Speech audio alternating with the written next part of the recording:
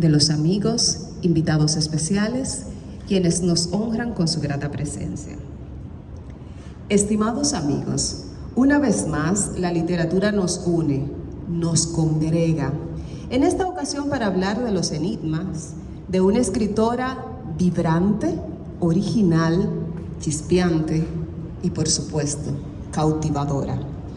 Nuestra conferenciante invitada, que sé que es conocida de todos ustedes porque a la vez ustedes son invitados de ella, Lisette Vega de Purcell, nos trae esta noche la conferencia titulada Un enigma llamado Clarice Lispector. Y les comento que Clarice es brasileña de nacionalidad y originalmente de Ucrania.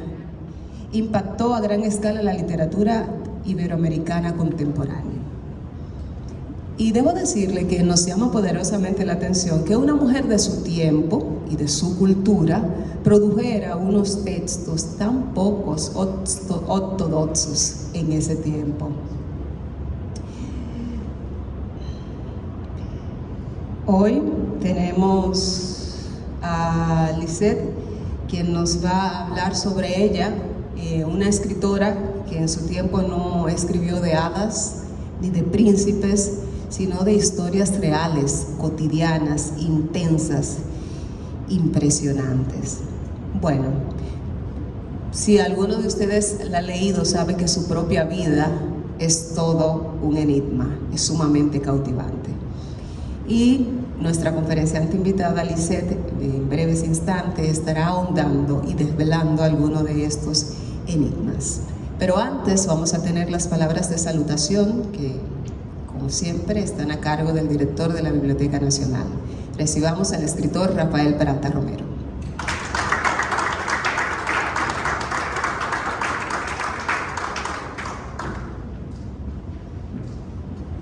Buenas noches. Salutación es, en primer lugar, agradecer a todos ustedes por estar aquí en la Biblioteca Nacional, su Biblioteca Nacional. Me complace grandemente que doña Lisette Vega imparta esta conferencia, porque en la biblioteca llevamos unas anotaciones de las personas que participan en nuestras actividades en este salón. Y doña Lisette tiene una marca inalcanzable, nadie puede competir con ella en cuanto a presencia en actividades aquí por la literatura. Entonces, hoy doña Lisette sale de espectadora a artífice, a usuaria directa de la palabra desde este podio. Nos complace grandemente. Y claro, también nos complace que va a hablar de una escritora, Clarice Lispector, que a mí me parece, yo puedo estar equivocado, pero a mí me parece que no es suficientemente conocida, y la sinceridad que yo creo que me caracteriza. Dije no haber leído una novela que se titula El gato pardo, y Manuel Mora Serrano me hizo un escándalo ahí entre los amigos, que tú no has leído El gato pardo. No, yo lo he leído. Su resumen biográfico dice que nació en Santo Domingo, República Dominicana, que es ensayista, novelista, poeta, articulista, traductora, educadora, pionera y juez internacional de doma clásica de deportes ecuestres. Licenciada en lenguas modernas, mención francés por la Universidad Autónoma de Santo Domingo. Trilingüe, políglota realmente. Entre sus obras traducidas sobre arte, historia y arqueología, sea de inglés y francés al español o viceversa, se encuentra Taínos, Arte y Sociedad, que es una versión inglesa de Manuel García Arévalo. Fernando Peña de Filló es otra obra que su autora fue Janet Miller, versión inglesa. En fin, tiene muchas obras que ha traducido de otros autores, pero autora de su pluma, saliente de su pluma, su prima ópera, o ópera prima como le decimos, es Artilugio de la Memoria. También Dos Vidas, que según José Alcántara Almanzar debía llamarse Memorias Ficcionalizadas. Bueno, y con esta última, Raíces Sedientas, una novela y otras delicias, nos entrega una obra escrita durante la pandemia. Fue profesora de fonética y lengua francesa en la UAS, en Alianza Francesa y en APEL. Hasta que nuestro director no hizo esa explicación de quién es doña Lisette para nosotros. Yo no entendía una notita que él me dejó aquí en esta semblanza que dice: tienes que recordar decir que Lisette Purcell es el hada madrina de nuestras actividades. Gracias.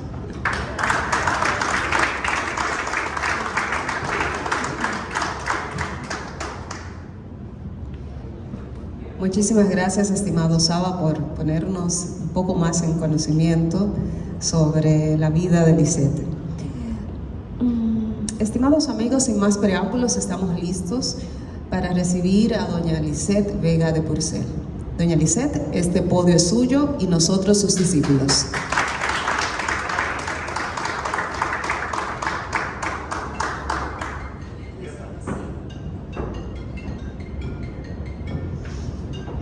Muy buenas tardes, yendo hacia la noche, a todo este amable público, don Rafael Peralta Romero, don Ramón Saba, Iván García, también mi gran amigo y dramaturgo como pocos, y Yulisa Álvarez Caro, que van a ser los dos lectores de los fragmentos de los cuentos emblemáticos que vamos a leer de Clarice Lispector.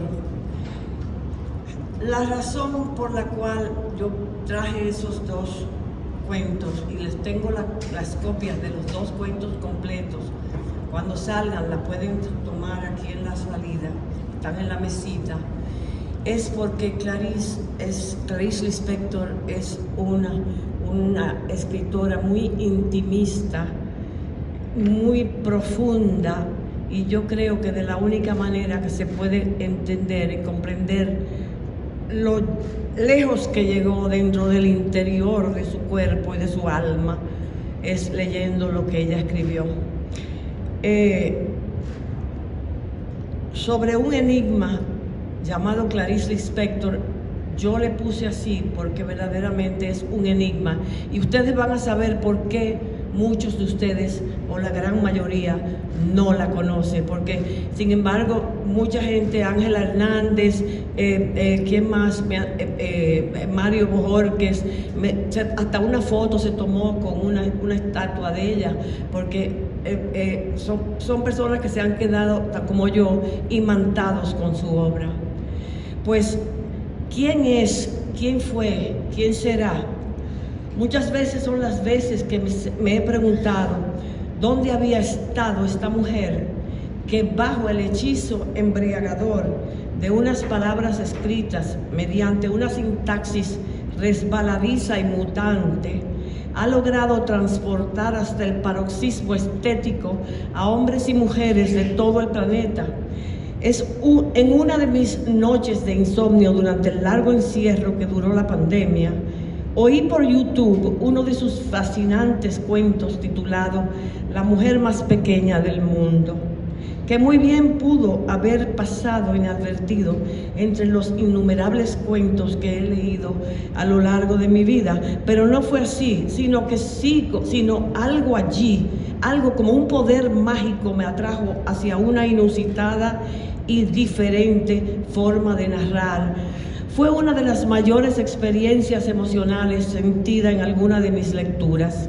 Y desde aquel día he dejado de leer e investigar todo lo que no he dejado de leer e investigar todo lo que lograse encontrar sobre la vida y la obra de una mujer que ha resultado ser una de las mayores plumas femeninas del siglo XX. Y yo diría, bueno, sí, de las mayores plumas del siglo XX completo, y ustedes van a ver por qué.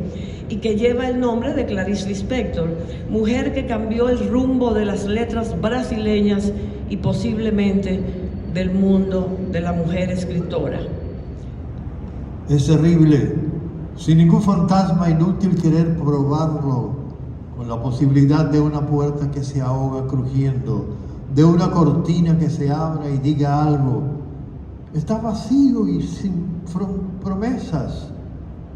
Si por lo menos se escuchara el viento. El viento es ira. La ira es vida o nieve. La nieve es muda, pero deja rastro. Lo emblanquece todo. Los niños ríen, los pasos recuentan y dejan huella. Hay una continuidad que es la vida, pero este silencio no deja señales. No se puede hablar del silencio como se habla de la nieve.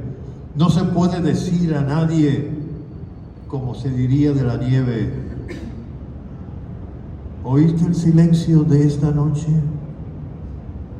El que lo escuchó no lo dice. La noche desciende con las pequeñas alegrías de quien enciende lámparas, con el cansancio que tanto justifica el día. Los niños de Berna se duermen, se cierran, las puertas se cierran, las calles brillan en las piedras del sueño y brillan ya vacías, y al final se agrupan las luces más diamantes. Pero este primer silencio todavía no es el silencio. Que espere, pues las hojas de los árboles todavía se acomodarán mejor.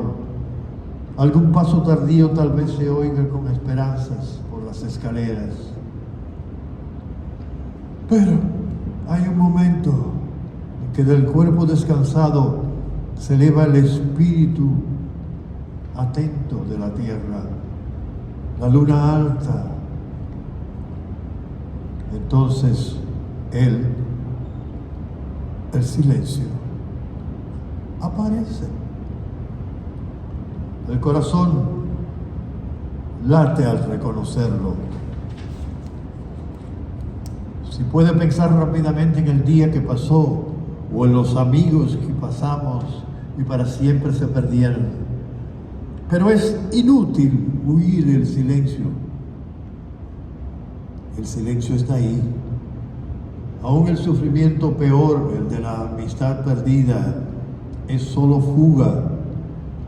Pues si el principio del silencio parece aguardar una respuesta, ¿cómo arderemos por ser llamados a responder? Pronto se descubre que de ti nada exige, quizás tan solo tu silencio. ¿Cuántas horas se pierden en la oscuridad suponiendo que el silencio te juzga como esperamos en vano ser juzgado por Dios? Surgen las justificaciones trágicas, justificaciones forzadas, humildes disculpas hasta la indignidad.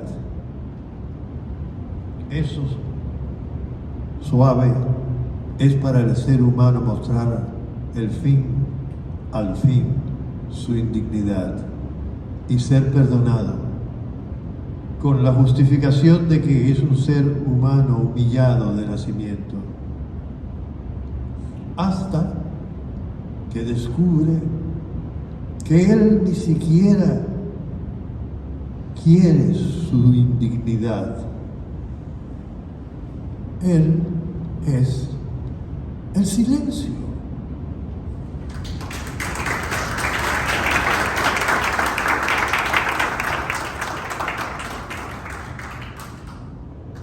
Pues Clarice Lispector, nacida Chaya Bizniasovna Lispector en Chechelnik, Ucrania, en 1920, llega al estado brasileño nordestino. Oigan cada cosa que yo les voy diciendo, porque todo en la vida de Clarice va a tener que ver en su obra. El estado nordestino de Clarice, el estado de Alagoas, para luego trasladarse hasta Recife junto a su familia de etnia judía, cuando ella contaba con tan solo 2 años de edad. Era una época de caos, hambre y guerra racial en el continente europeo. La familia debió huir de las sangrientas masacres de los pogromos que se llevaban a cabo en Ucrania durante la invasión alemana en la Unión Soviética. La casa familiar fue arrasada, el abuelo asesinado, y teniendo ya 2 hijas, el matrimonio Lispector, la madre fue violada por soldados rusos que para mayor infortunio le contagiaron la sífilis. Desgracia esta que no impidió que concibieran a Clarice a la imposibilidad de curación de dicha enfermedad venérea. De hecho, en aquellos entornos rurales y desamparados de la Ucrania de la época, se tenía la creencia que el embarazo, entre sus múltiples ventajas, curaba la enfermedad. No obstante, muy a pesar de todas estas circunstancias adversas, la niña Clarice tuvo una infancia feliz y ajena a los precarios problemas económicos que enfrentaba la familia. Su madre murió dejando a la pequeña de menos de 10 años, hecho que la marcó de tal manera que desencadenó una inusual imaginación creadora para escribir en la mente precoz y en lo sumo poderosa de aquella niña de dotes excepcionales. Actividades escriturales que no solo mantuvo durante cada etapa de su vida, sino que marcaron todos sus escritos hasta el momento mismo de su muerte en 1977, a los tempranos 57 años de edad, de un agresivo cáncer cervical. Por esa razón y por muchas otras que ustedes van a ver, es que no saben de Clarice Lispector. Siendo muy joven, se vio obligada a trabajar como periodista y colaboradora de numerosos periódicos y revistas femeninas, cuyo contenido, como era de esperar de una mente de otros vuelos, no era de su agrado, por lo cual empezó escribiendo bajo el disimulo del seudónimo. Más adelante, ya con mayor confianza y habiendo conquistado el elogio de sus superiores y de sus lectores, siguió escribiendo ya bajo su nombre, pero siempre en su particular manera intimista y muy personal. Y aun cuando muchas de esas producciones resultaron ser obras maestras, el cimiento de muchas de sus novelas y el primer indicio para comprender la sensibilidad inteligente de una mujer notablemente enigmática y fascinante, Clarice nunca se adaptó a los cánones del oficio periodístico. He aquí el fragmento de una de esas crónicas reveladoras de su poder embriagador. Cito: estoy convencida de que en la edad de piedra fui maltratada por el amor de un hombre. Data de esa época un cierto pavor que es secreto. Pues bien, una noche cálida, conversaba educadamente con un caballero civilizado, de traje oscuro y uñas cuidadas. Estaba, como diría Sergio Ponto, comiéndome tranquilamente unas guayabas. Pero de pronto el hombre dijo: ¿damos un paseíto? No, diré la verdad. Lo que dijo fue, dijo primero, damos un paseo, y dijo después, damos un paseíto. Fue, ¿por qué paseíto? Nunca he llegado a saber, porque inmediatamente desde una altura de millares de siglos rodó con estruendo la primera piedra de una avalancha mi corazón.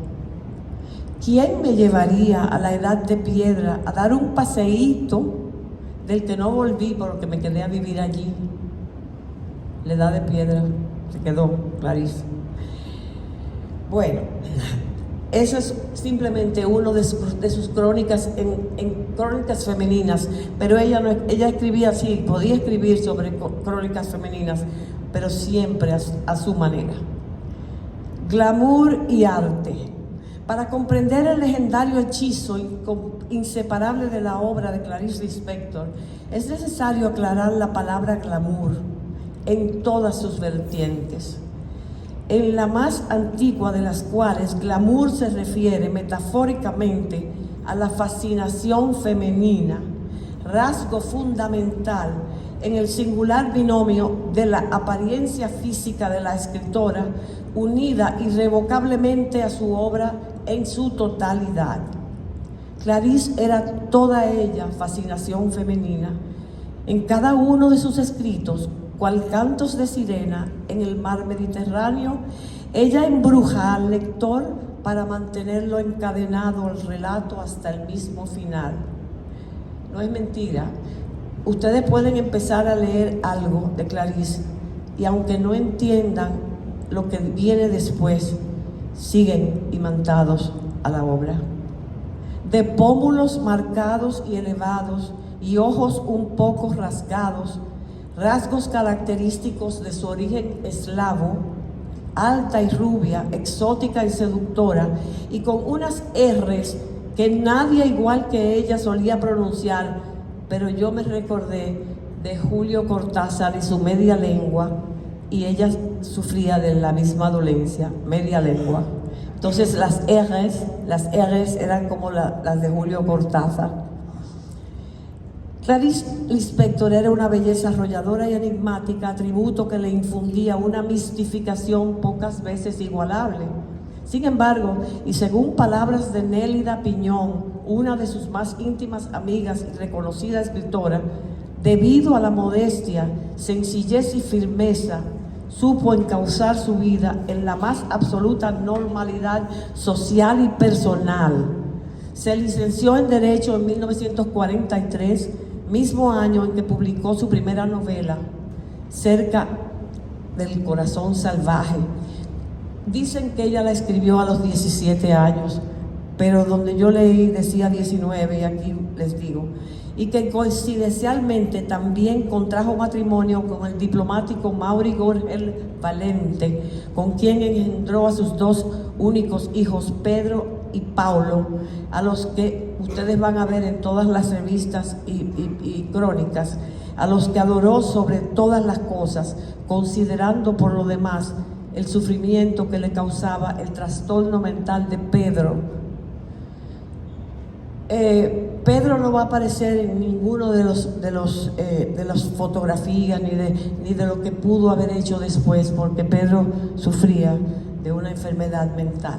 Sin embargo, este gran amor y sus otras ocupaciones como esposa y ama de casa organizada no le impidieron continuar con su pasión por la escritura.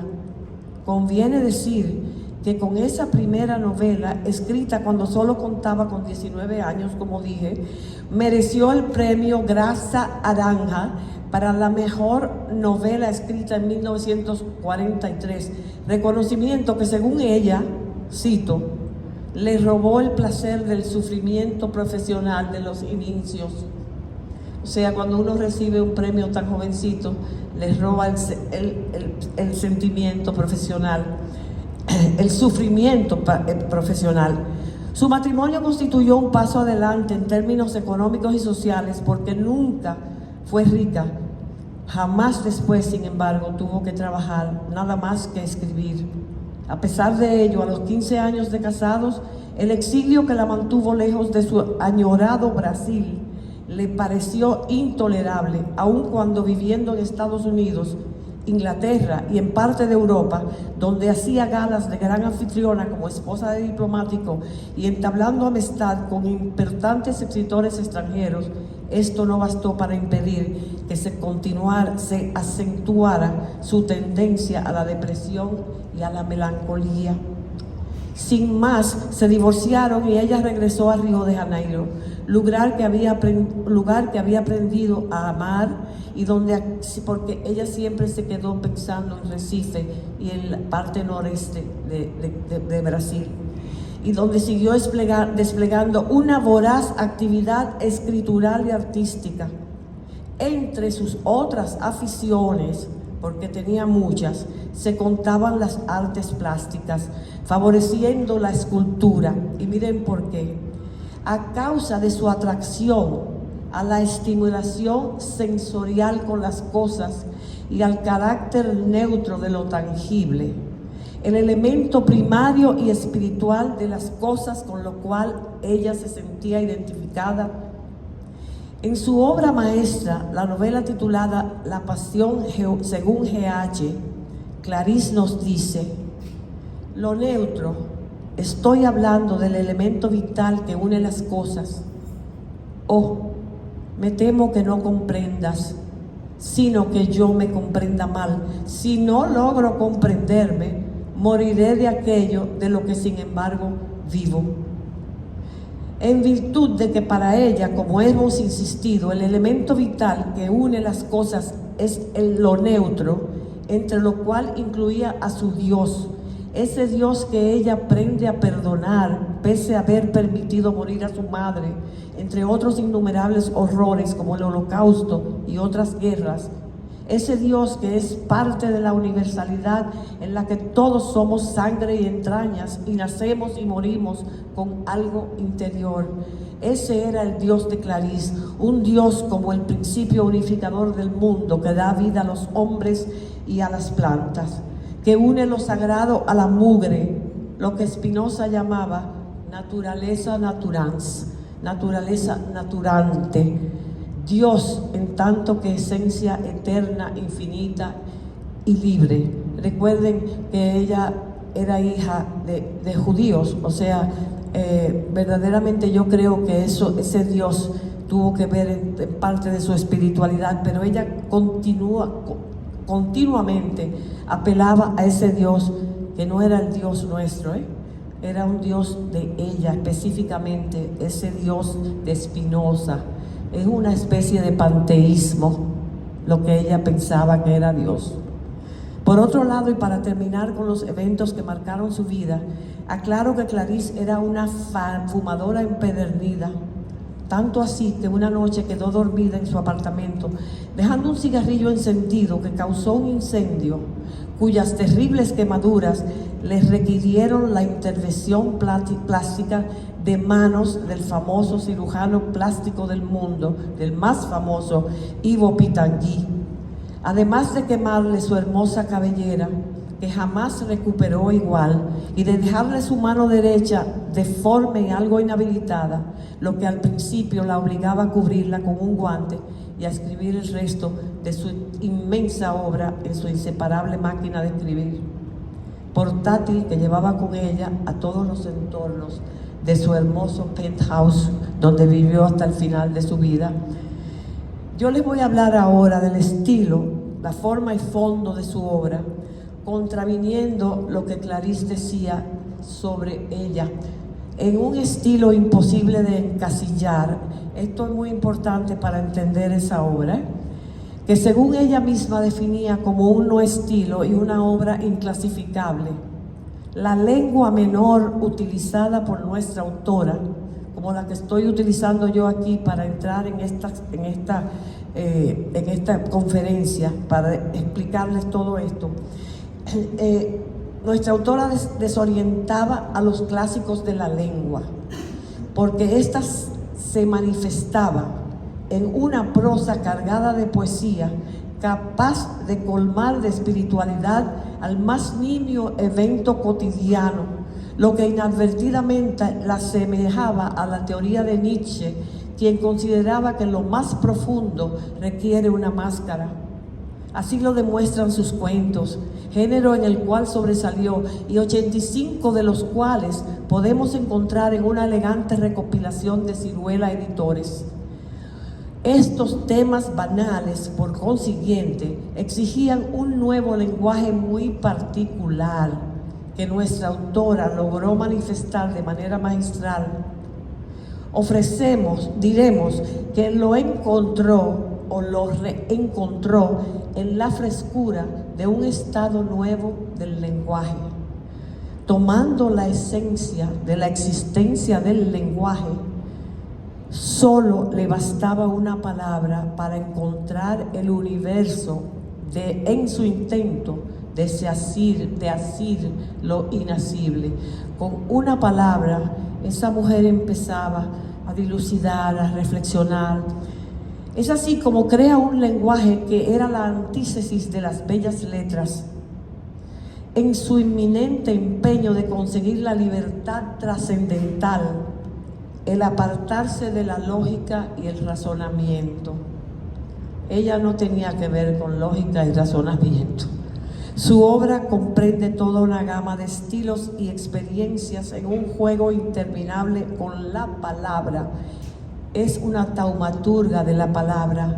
La lectura de algunos de sus alucinantes cuentos, como El huevo y la gallina y Seco estudio de caballo, que me dio en el alma a mí, imagínense, nos convencerá de la conmoción del pensamiento y de aquello que se ha llamado espíritu, con el deseo de nombrar lo que no puede definirse por completo, nuestra ininteligible fatalidad, la muerte que nos ronda, la fuerza bestial del amor, o las extrañas formas de la naturaleza, los bichos, los caballos, la gallina, el huevo. De esas cositas, esas minimidades, ella hacía todo una maravillosa, un deslumbrante cuento. Estos son solo algunos de los títulos de sus obras notables, además de su continua renovación y experimentación. Toda la biografía de una mujer que se enfrentó con valentía inusual a todos los embates de una vida singular, como hemos visto. Entre otras de las características de su obra, y es muy importante, están los saltos de sentido, sea entre líneas, sea entre un párrafo y otro, un recurso literario definido como anacoluto conceptual. Cito: el abanico comenzaba como abanico y terminaba con las palabras en francés. Absurdo. Por lo tanto, era mentira. Cito: yo le dije que sí, que la cintura tenía que verse apretada, pero estaba atónita en mi vestido nuevo. ¿Qué tiene que ver una cosa con la otra? Absolutamente nada. No es lo que uno espera leer después de algo. Después ella une otra vez lo que había empezado a decir. Se empieza y no se encuentra uno con lo razonable, lo lógico, sino que se salta y se obliga a establecer puentes entre la primera parte y lo que viene después. Pobres traductores, que en lugar de enfrentarse con un lenguaje abstruso, se encuentran con una gramática inconclusa, con una sorpresa que se plantea en el interior de la frase, esa entrelínea, esa idea de que siempre hay algo más allá. Mostraba además una especial predilección por las pequeñas, grandes cosas. Imagínense ustedes el huevo, la gallina, la mujer más pequeña del mundo, que miraba y veía, que ustedes saben que no es la misma cosa, de una manera visionaria e implacable. Cito: la palabra tiene su terrible límite. Más allá de ese límite está el caos orgánico. Después del final de la palabra empieza el alarido eterno.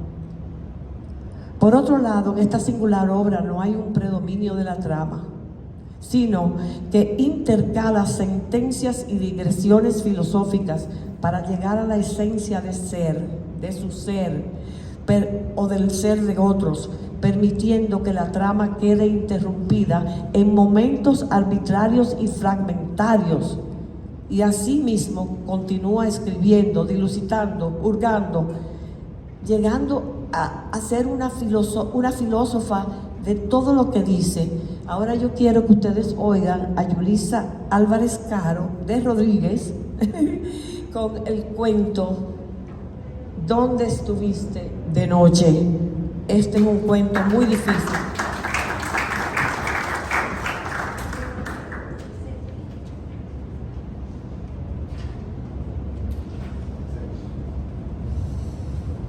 Buenas noches. El cuento ¿Dónde estuviste anoche? Clarice Lispector. Tiene 4 epígrafes. Pongan atención que los vamos a leer. Las historias no tienen desperdicio. Alberto Díñez. Lo desconocido envicia. Fuatsi Arap.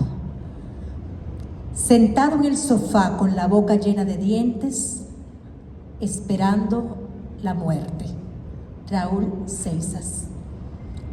Lo que voy a anunciar es tan nuevo que sospecho todos los hombres se convertirán en mis enemigos. A tal punto se enraizan en el mundo los prejuicios y las doctrinas, una vez aceptadas. William Harvey. La noche era una posibilidad excepcional. En plena noche cerrada de un verano tórrido, un gallo soltó su grito fuera de hora y una sola vez para anunciar el inicio de la subida por la montaña. La multitud, abajo, aguardaba en silencio. Ella, ya estaba presente en lo alto de la montaña. Él estaban personalizada en él y él estaba personalizado en ella. La mezcla andrógina creaba un ser tan terriblemente bello, tan horrorosamente sorprendente, que los participantes no podían mirarlo de una sola vez. Así como una persona va poco a poco habituándose a la oscuridad y lentamente discierne. Lentamente discernían a él, y cuando ella se le aparecía con una claridad que emanaba de él, los paralizados por la belleza iban a decir: ¡ah! Ella era una exclamación que estaba permitida en el silencio de la noche. Miraban la asustadora belleza y su peligro, pero ellos habían venido exactamente para sufrir el peligro. Los pantanos se elevaban, una estrella de enorme densidad los guiaba. Ellos eran el revés del bien. Subían la montaña mezclando hombres, mujeres, duendes, gnomos y enanos, como dioses extintos. La campana de oro sonaba por los suicidas. Fuera de la estrella grande, ninguna estrella. Y no había mar. Lo que había desde lo alto de la montaña era oscuridad. Soplaba un viento noreste. Ella era un farol. La adoración de los malditos comenzaba. Los hombres coleaban en el suelo como gruesos y blandos gusanos. Subían. Lo arriesgaban todo, ya que fatalmente un día iban a morir. Tal vez dentro de los 2 meses, tal vez 7 años, quizás fuera esto lo que ella pensaba dentro de ellos. Mira al gato, mira lo que el gato vio, mira lo que el gato pensó, mira lo que era, en fin, no había símbolo. La cosa era, la cosa orgiástica. Los que subían estaban al borde de la verdad. Nabucodonosor. Ellos parecían 20 Nabucodonosores y en la noche se desquitaban. Ellos están esperándonos. Era una ausencia, el viaje fuera del tiempo. Un perro daba carcajadas en la oscuridad. «Tengo miedo», dijo la niña. «¿Miedo de qué?», preguntó la madre. «De mi perro». «Pero si tú no tienes perro». «Tengo, sí». Pero después la niñita también carcajeó llorando, mezclando lágrimas de risa y de espanto. Fragmento.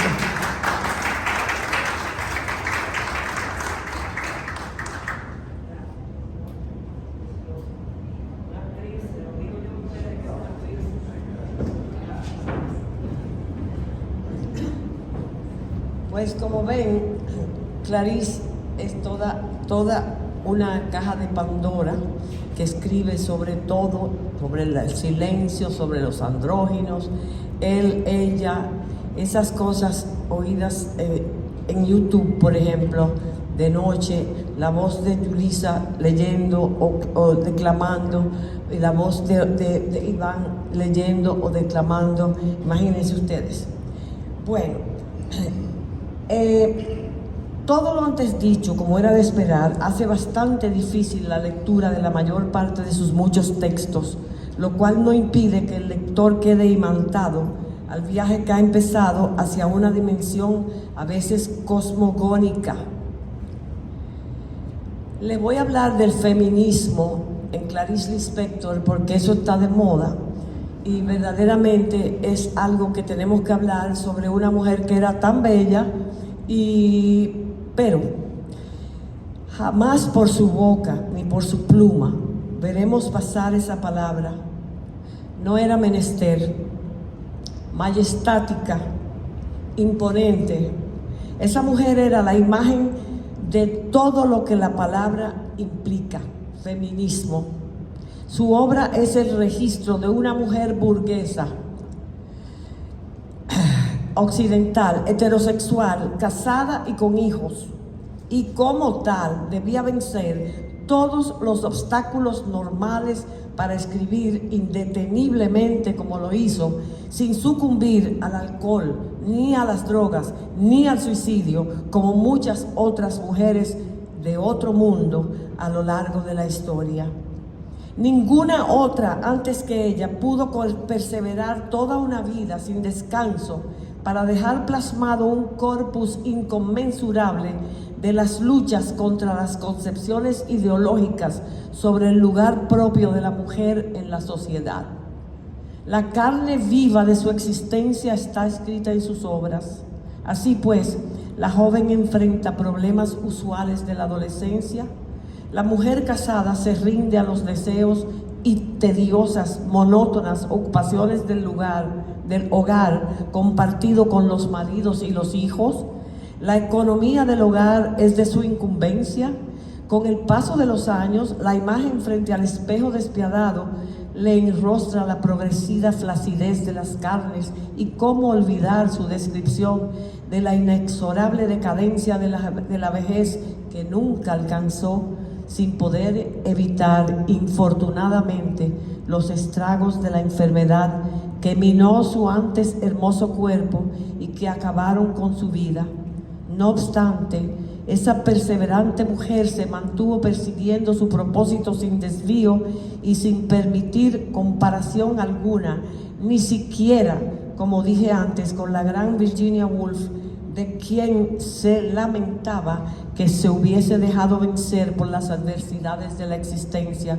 Como bien sabemos todos, Virginia Woolf se suicidó, se llenó en los bolsillos de la bata y se tiró al río Ouse y se suicidó, se ahogó.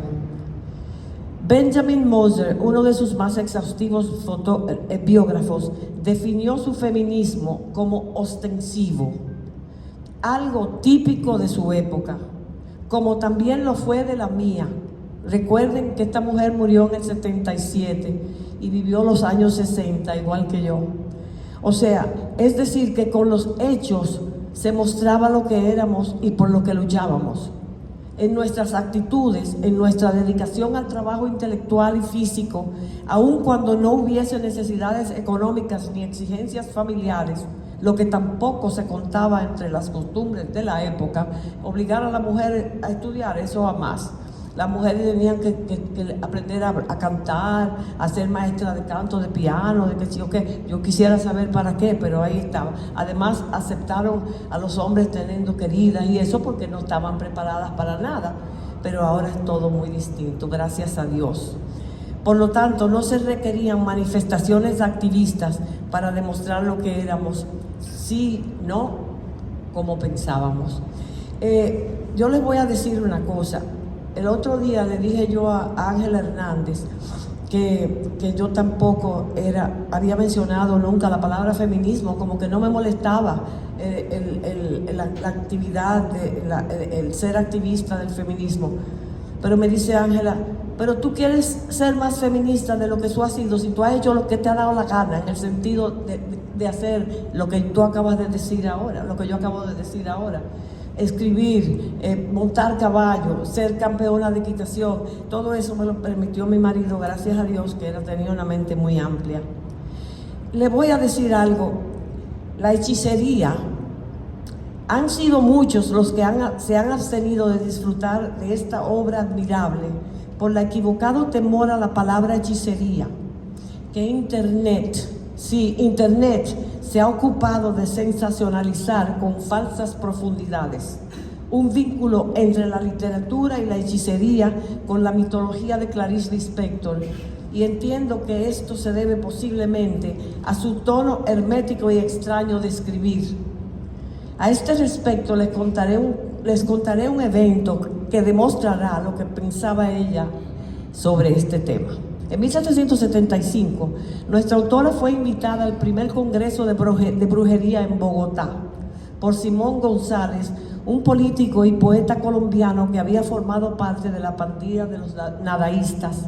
Los nadaístas eran como los blusón noir, los chaquetas negras que andaban en motocicleta, pero esto era en Colombia, en Bogotá. Ya Clarice era en Brasil, como Borges en la Argentina, o sea, la conocía todo el mundo, aunque solo un 1% la hubiera leído. Igual que a Borges, que es ahora cuando podrán imaginarse la razón. Desde que González la conoció en Cali, en una actividad literaria donde también participaron Vargas Llosa y Mario Benedetti, quedó prendado de Clarice. En dicha actividad, ella se atrevió a decir una famosa frase jamás olvidada por los presentes, con las mentalidades de antes. Cito: dejo registrado que si llega la Edad Media, yo estoy del lado de las brujas. Imaginen el revuelo causado por esa sentencia, a lo cual ella, sin tapujos, hizo caso omiso a lo que pudieran pensar los demás, como era su costumbre, ya que la pasión que sentía al escribir sobrepasaba el deseo de complacer a los demás.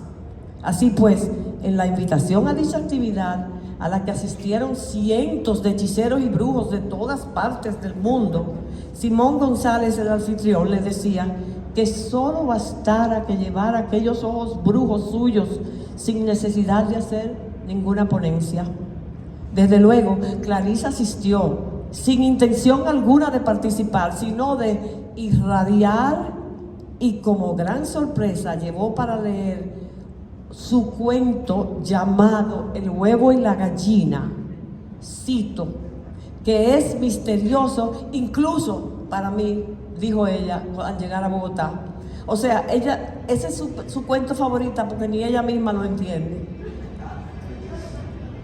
Conclusión: al mencionar a Vargas Llosa y a Benedetti, no puedo dejar de manifestar que mientras nuestra protagonista hacía galas de sus dotes literarias, estaban estos y otros grandes nombres masculinos en los tiempos del boom más espectacular que haya tenido América Latina en la historia del mundo literario. Pero nuestra pregunta, al igual que las de muchos otros, sería: ¿qué impedía que la gran obra literaria de esta gran mujer se contase entre los grandes nombres de esos fenómenos esencialmente editorial? Entre las muchas razones esgrimidas por los conocedores del tema están, en primer lugar, la obra de esta brasileña se apartaba totalmente de las características de esos autores, como son la experimentación formal, lo que no se compadece con la continua renovación y experimentación a las que se sometía Clarice al escribir. en esto sí estoy de acuerdo. La innovación del lenguaje y ciertos atrevimientos sociales y políticos insinuados en aquellas obras maestras, ella no tenía nada que ver con la política. Por otro lado, y muy penosamente, Brasil ha sido siempre considerado una zona apartada del resto de los demás países latinoamericanos por la lengua y por la cultura, porque son originarias de Portugal. Y yo me atrevo a añadir que no fue tomada en cuenta, como tampoco lo fue nuestra ida a Cartagena Portalatín, porque eran mujeres, sencillamente por eso, porque tenían todo el valor para poder estar dentro del boom latinoamericano, por lo menos sus nombres, por Dios. Mujeres, ustedes van a seguir oyendo esto. Cuando ella se declaraba no intelectual y tampoco gran lectora, o eso decía ella. Clarice era una de las mujeres más cultas de Brasil y es imprescindible que su escritura se vincule creativamente al existencialismo de Jean-Paul Sartre, que predicaba la libertad del hombre, su responsabilidad ante sus hechos, como también al rechazo de lo establecido. Y al igual que Sartre y su obra La náusea, Clarice vivía la modernidad como un proceso nauseante, a lo que podríamos llamar la náusea contemporánea. Por lo demás, se le trasluce también cierta influencia kafkiana, a quien ella admiraba, de Dostoyevsky y Hermann Hesse, cuya novela El lobo estepario leyó con tan solo 13 años de edad, dicho por ella misma en una entrevista, y ni siquiera, habiendo manifestado esto, dejaba de empecinarse en declararse no intelectual. Ella se declaraba no intelectual, no estilo, ella era ella. Es un hecho que sus creaciones suelen exponer los más intrincados conceptos filosóficos, sin necesidad de recurrir al lenguaje especializado de los filósofos, porque ella y la filosofía eran una misma cosa. En sus novelas, cuando ella llega a lo que ella llama el estado de gracia, que no es lo mismo que los católicos pensamos que es el estado de gracia, de estar en paz con Dios. El estado de gracia era llegar a lo más profundo del dolor en su espíritu, en su ser, para sentirse con un éxtasis, lo cual ella plasma perfectamente en sus obras. Eso es lo difícil de ella. Ella decía, estoy siendo. Ustedes quieren algo más filosófico que eso.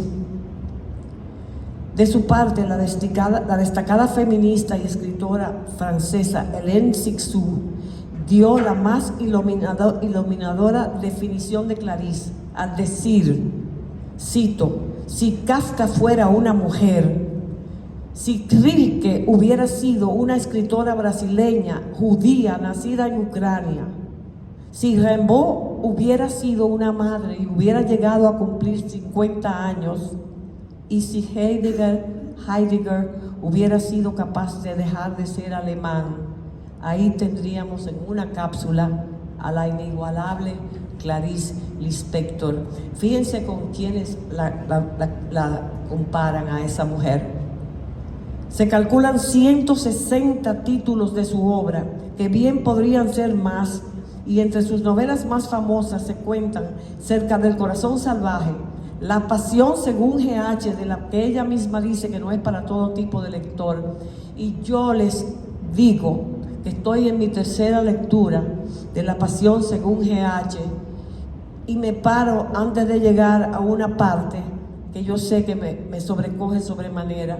Por eso no se lo he dicho a las muchachas que lo lean todavía, hasta que no oyeran estas cosas sobre la literatura de Clarice.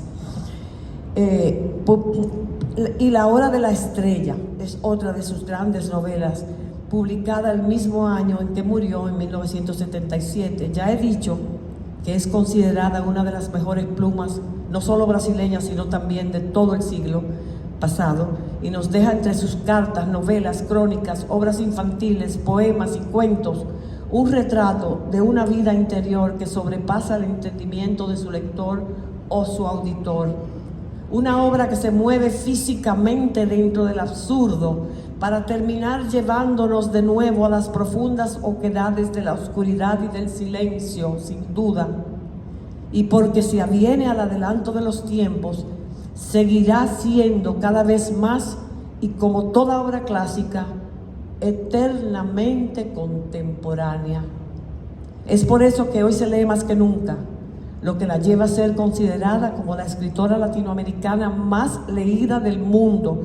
Yo quisiera que ustedes vieran cómo está todo el mundo desde hace 2 años hablando de la obra de Clarice Lispector. Todo el mundo, mira, yo estoy viendo una cabecita diciendo eso, lo estoy viendo en todos los ensayos de todo el mundo, que en el año de su nacimiento, hace 2 años, todo el mundo empezó a hablar, los filósofos, aquello es impactante, como esa gente hablan sobre la filosofía de esa muchacha. Finalmente me atrevo a recomendar todos sus cuentos, en los que percibirán de la filósofa hecha narradora la rutilante suma de metáforas sobre el alma y la sociedad, en un mundo guiado por una inercia en la que la autora encuentra la trampa y nos la muestra. Para terminar, a su muerte parte de este mundo siendo un ícono de la mujer femenina. Tan intenso era su oficio escritural, que transfigurándose en uno de sus personajes antes de morir en el hospital, sus últimas palabras a la enfermera de turno fueron: se muere mi personaje y me despido con esas mismas palabras y con el mismo final que escribí en un ensayo hace unos meses, y que dice así: que una vez se lee un texto de Clarice Lispector, queda una encandilada, deslumbrada y ciertamente perturbada. Yo quisiera, y muchas gracias les doy a todos los que están aquí.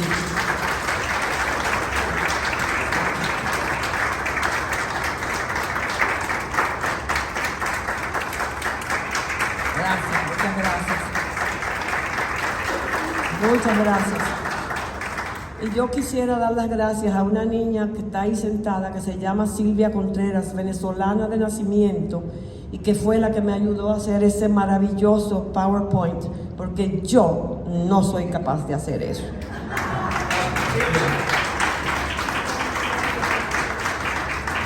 Si tienen alguna pregunta que quisieran saber, que yo pueda responderle sobre esa gran mujer y esa gran obra, por favor me la hacen ahora. Dime, Benahuari. Por la que yo les dije, La Hora de la Estrella.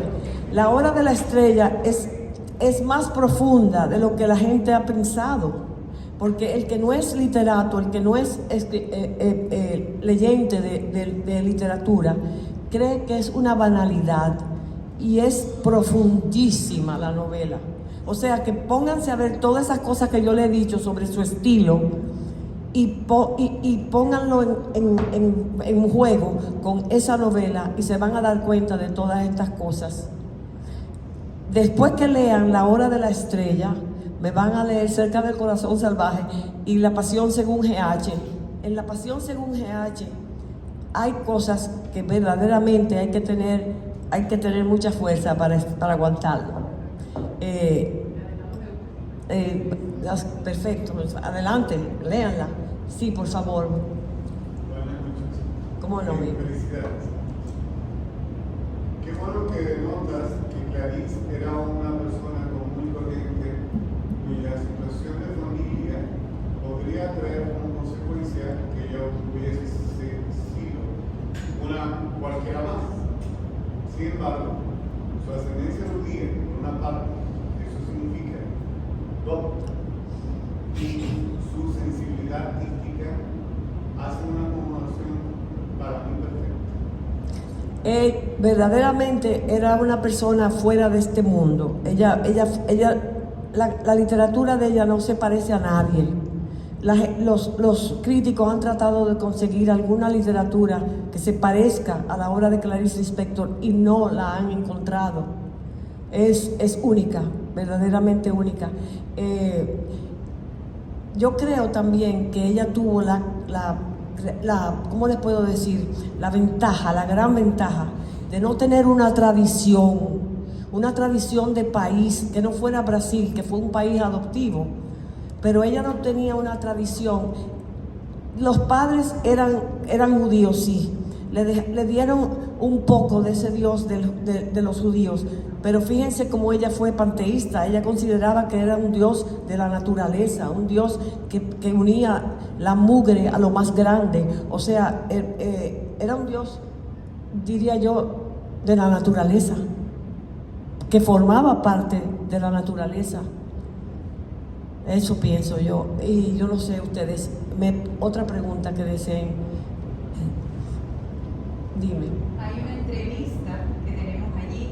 Ay, sí, vamos a oír, gracias mi amor, vamos a oír las últimas palabras, un poco de las últimas palabras de Clarice Lispector, para que oigan su voz y vamos a ver si notan la media lengua. Só 7 anos de idade. Antes dos 7 anos eu já fabulava, já inventava história. Por exemplo, inventei uma história que não acabava nunca. É muito complicado para explicar essa história como era. Quando eu comecei a ler e escrever, eu comecei a escrever também pequenas histórias. Quando a jovem, praticamente adolescente Clarice Lispector descobre que realmente é a literatura, aquele campo de criação humana que mais a atrai, a jovem Clarice tem algum objetivo específico ou apenas escrever sem determinar um tipo de público? Apenas escrever. Você poderia nos dar uma ideia do que era a produção da adolescente Clarice Lispector? Caótica, intensa,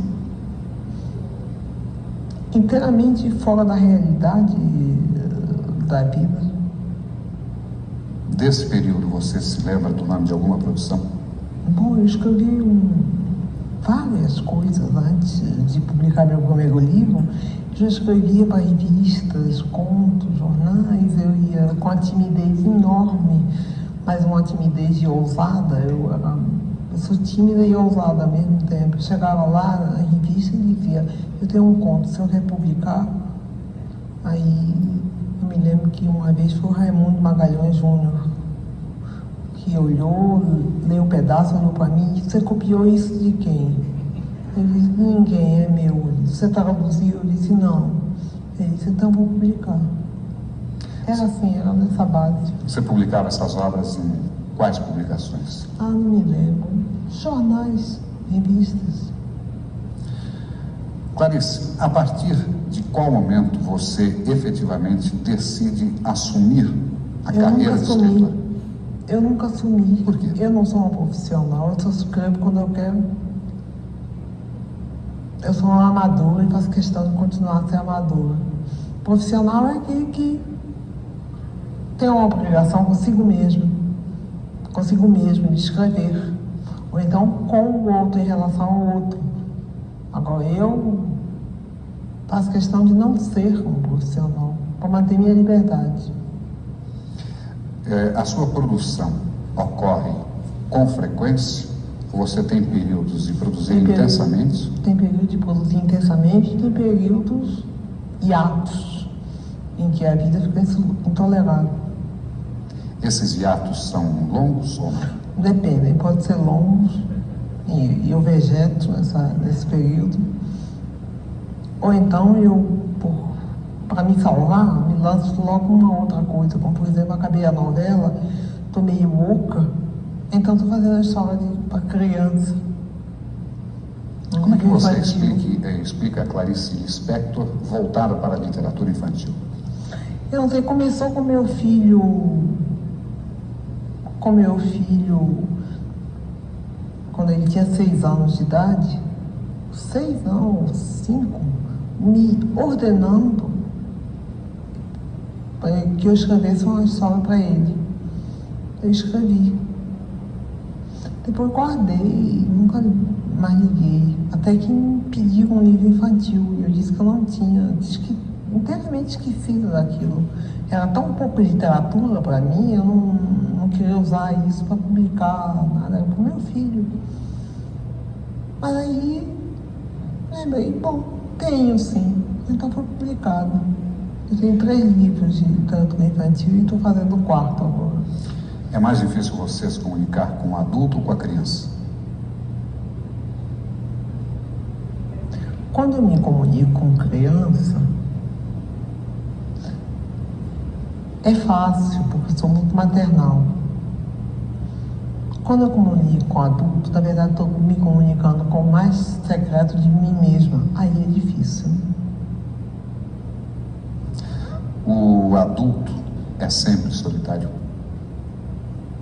O adulto é triste e solitário. E a criança? A criança tem a fantasia solta. A partir de que momento, de acordo com a escritora, o ser humano vai se transformando em triste e solitário?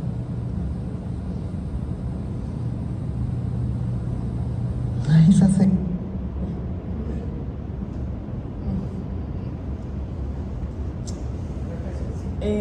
Esa es Clarice Lispector. Antes de morir, eso fue en el 77, una mujer de 57 años, jovencita en la televisión, pero tenía ya cáncer cervical.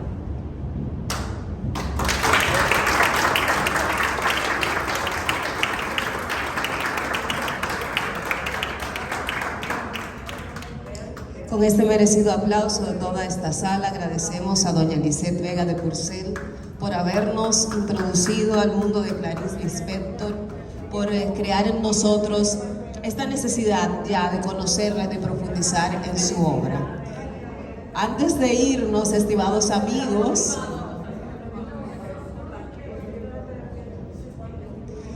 quiero invitar al director de la Biblioteca Nacional y a doña Lisette a que nos acompañen al frente para hacer la fotografía oficial de esta conferencia. Ya después de esto, todas y todos podemos acercarnos a doña Lisette, felicitarla y externarle nuestras inquietudes. Primero ustedes y después unimos al señor Saba.